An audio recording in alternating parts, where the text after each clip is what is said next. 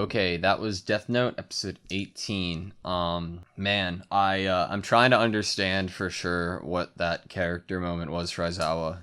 Me too. I don't know if it's a sense of relief and thankfulness for Ryuzaki for giving him this time with his daughter, but then maybe I just read the delivery of the voice actor wrong, because the delivery led me to believe he was saying that stuff like it should be a good thing. But to him, for some reason, it's not, because his heart is still in catching this criminal, catching this wrongdoer, wanting to make the world a better place. I am with you that I couldn't really tell the difference, because it could be that he has realized by now that Ryuzaki purposefully made him say, "I hate you, Ryuzaki," and leave like that so that he would leave. To me, Ryuzaki, when he said that he could do this alone, yes, him and Light have, I would say, more intellectual prowess than the others.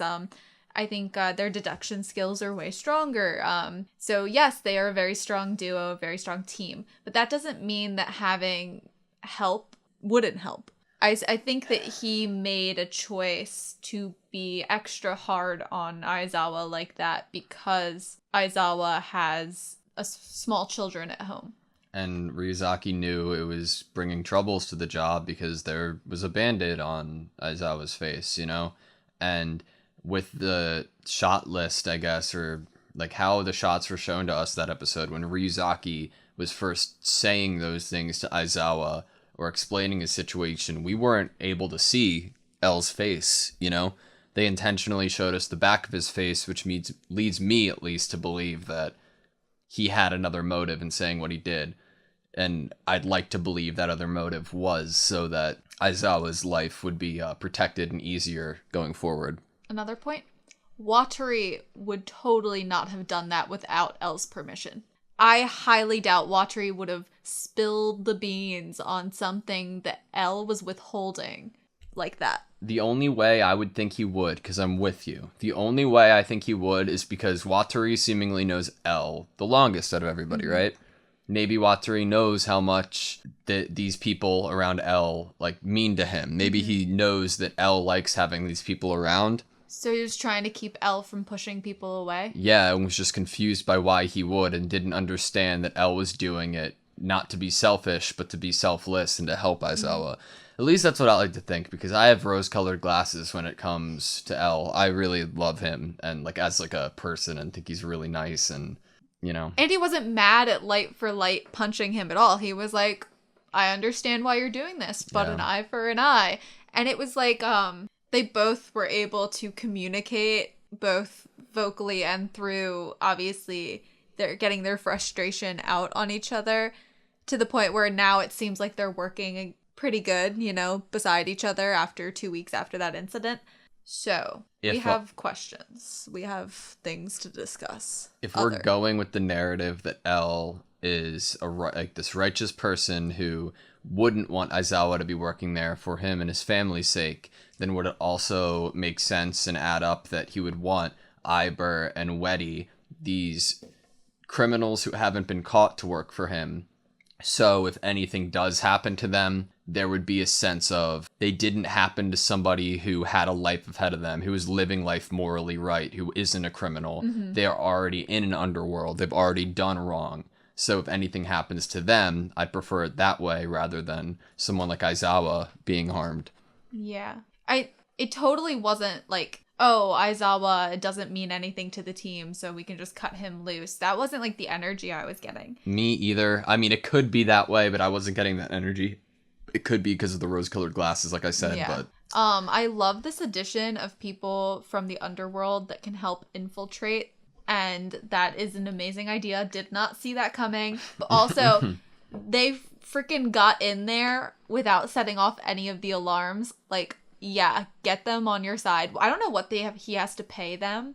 Obviously, he's giving them... The police aren't backing L anymore. That's the big thing about this episode. The police are not backing him. He does not have their support. He does not have their intel. He can work with criminals. He can, he's not attached to the police anymore. And I think that is an awesome addition. The police weren't making it. They weren't catching Kira. And now they've given up. And, Elle's having to resort to other means to try to catch this criminal. Do you think that Iber and Weddy are being paid, being blackmailed because Elle's the only one who has caught them, or a little bit of both? Like, I've caught you and nobody else has, and I'll pay you for your time. I could see it being both. Yeah. I could see them knowing. Maybe Elle was never hired on their cases or anything, but they probably might know through the underworld that Elle would catch them or have a higher chance of catching them. So they want to be on his good side. They're like, okay, and you'll pay us.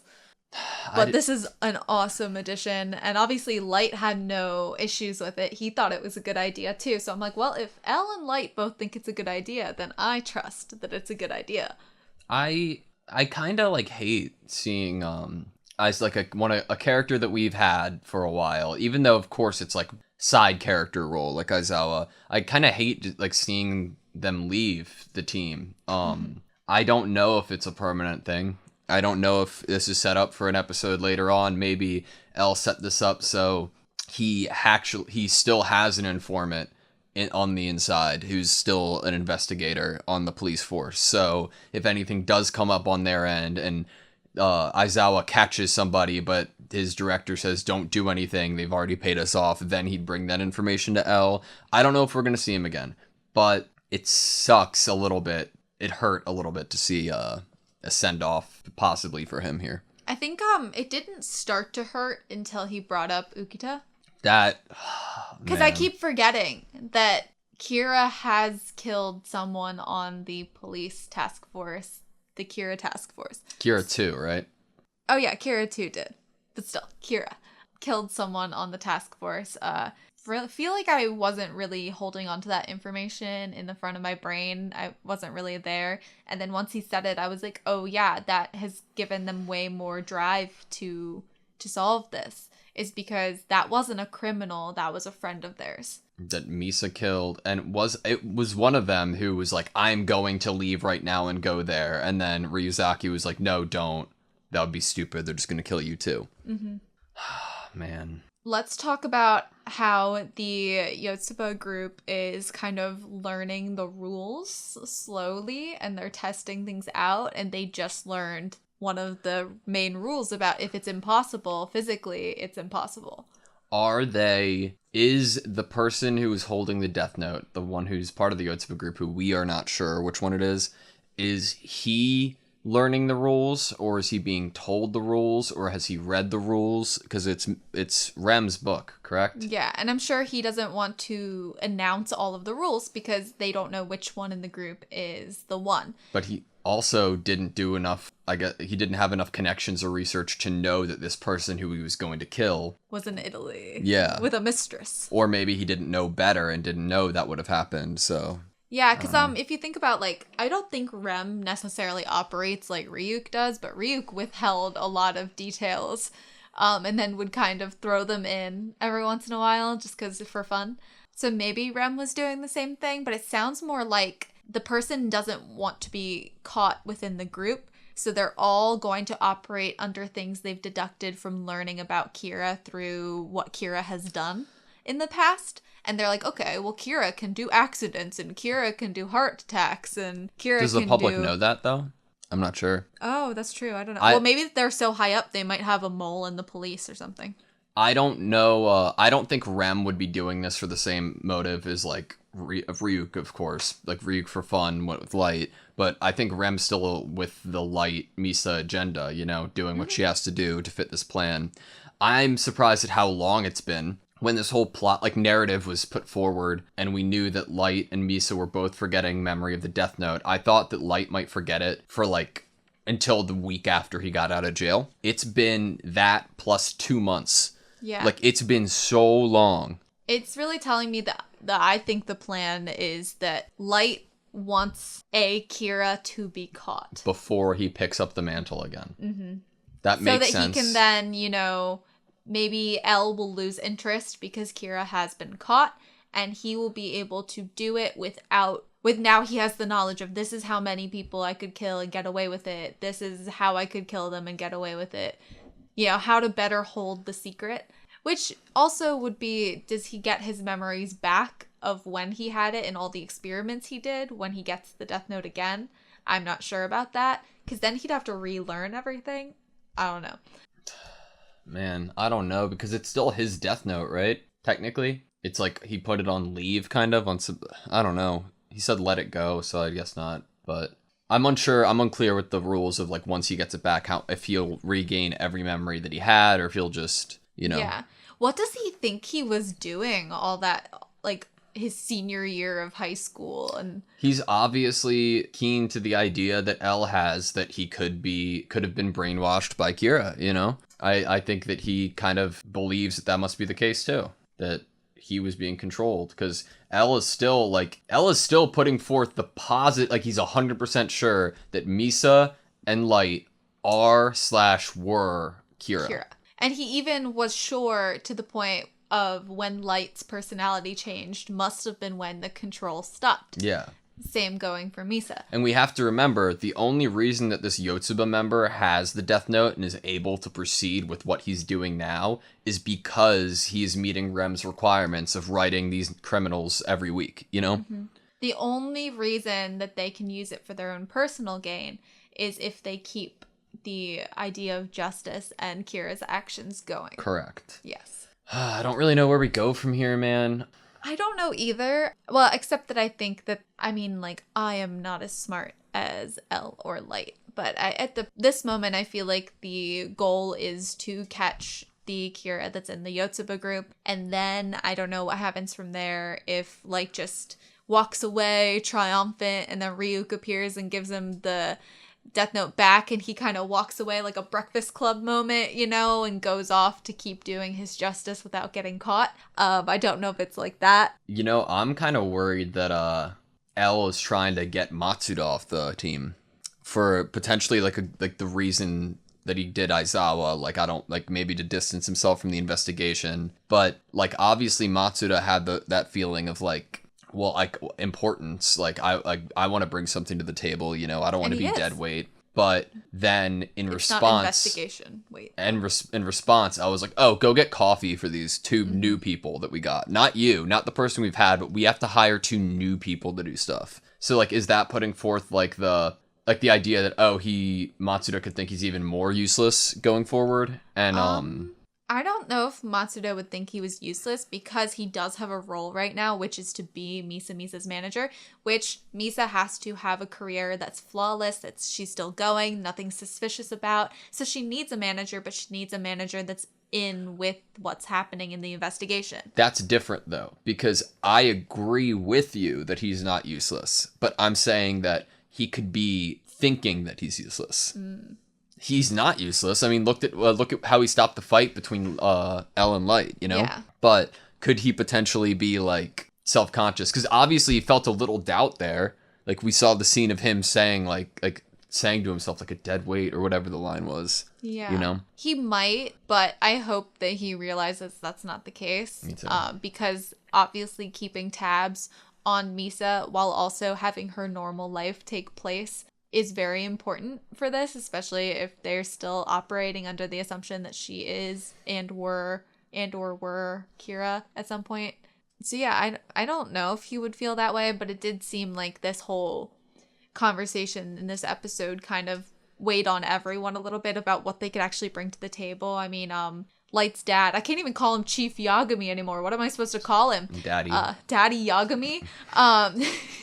He was like, I need to make sure I'm not dead weight. But doesn't that reinforce the point that Matsuda would feel self-conscious? Because Daddy came out of nowhere with this, like, really good lead. And he was like, oh, well, I'm trying to get in Matsuda's head. It'd be like, well, what have I done? I'm also still like, why is Mogi there? I know Mogi, like, was kind of there, like, at the police station. It seemed like he was the one they still had contact with and still had a good relation with and were asking for assistance with. Because didn't Mogi lead the arrest of Misa? I think they called him about it and kind of gave him that job.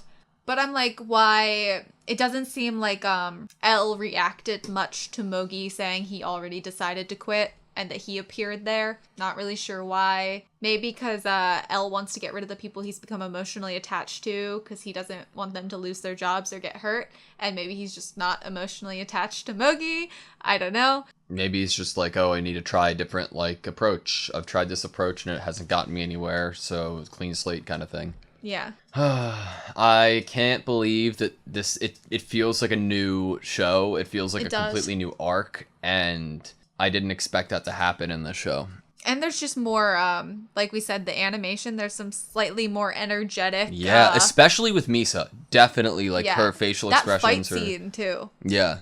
Elle likes to kick. I was also feeling that Elle's face was more filled with expressions in this episode than I've seen prior. I felt like not his eyes, though. Not his eyes, but kind of just like he was drawn a bunch of different ways. And maybe that's because this was the first time we were really seeing him do any actions other than just kind of sitting and eating and talking. Yeah. So that might be why. And I love that he was like, I'm stronger than I look like I am. But I did feel like everyone's kind of expressions were a lot more like filled with comedic emotion. Yeah. In this episode, which is interesting, but it makes sense where the mood would switch slightly now that neither of these people are Kira currently. Yeah, it definitely makes sense, and I'm happy that, like, it's obvious enough that we notice it because it completely fits, like, the tonal shift of the show narratively, you know, like, just like what you said, like, now that nobody really here is continually suspected of being Kira at the moment, like, I don't think Elle is still like, okay, Light is not killing people right now because I'm with him all the time, you know? Isn't that interesting that Elle's operating under an assumption that's completely correct at the moment, that the current Light isn't killing? Yeah. I love that. I mean, I love the, like, friendship element of them getting to work together like this, two brains kind of coming together. Also, look at how his face is drawn now. Light? Just so much more innocently drawn. I don't like these two new people. I like them as, like, narratives and characters for the story, but their faces and stuff at the moment, I'm just like, I'm Miss Aizawa. Who were these guys? I mean, think of how Aizawa's drawn as this very, like, wholesome, he looks like a sweet dad, kind of dorky, you know, and now we have these people that are very intimidating. Obviously, we've been told they're criminals. Just looking at them, I'm like, I can't trust you. If I would like it if Elle was like, I don't want Aizawa working here because he should have his own life kind of thing. Like, maybe, like, I can see what this did to me in my life. I don't want this to happen to you kind of thing. I mean, it could be that he thinks that what Aizawa could bring to the table is not worth Aizawa sacrificing. Yeah. Because maybe he's like, Aizawa could help, yes, but what he could contribute is not reward enough to take this risk. Yeah. It could, and that's totally valid. I mean, even Daddy Yagami admitted that Light and Elle are miles beyond them in what they can contribute to this. I feel uncomfortable calling him Daddy Yagami, but it's just gonna stick, I guess, for now. I don't know what else to call him. What's his first name? Do we even know? I think we do know, but I think we were told in, like, the second episode. Maybe when, like, Matsuda said something to him at the ICPO or whatever. Daddy or something? I don't know. Okay. That's oh, yeah, Daddy. That was his first name. Yeah, totally.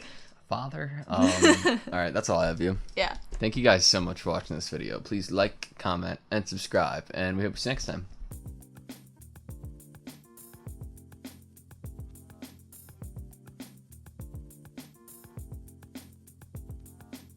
Because I have rose-colored glasses when it comes to Elle. Because I have rose-colored glasses when it comes to Elle.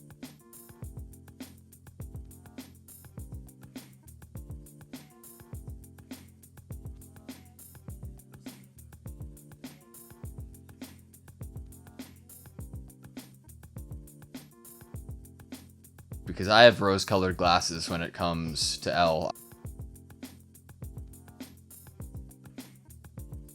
Because I have rose-colored glasses when it comes to Elle.